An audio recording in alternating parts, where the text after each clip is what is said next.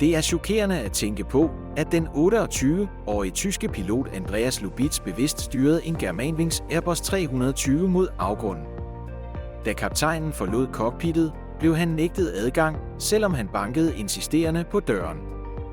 Lydoptagelsen afslører, at Lubitz trak vejret, men aldrig svarede.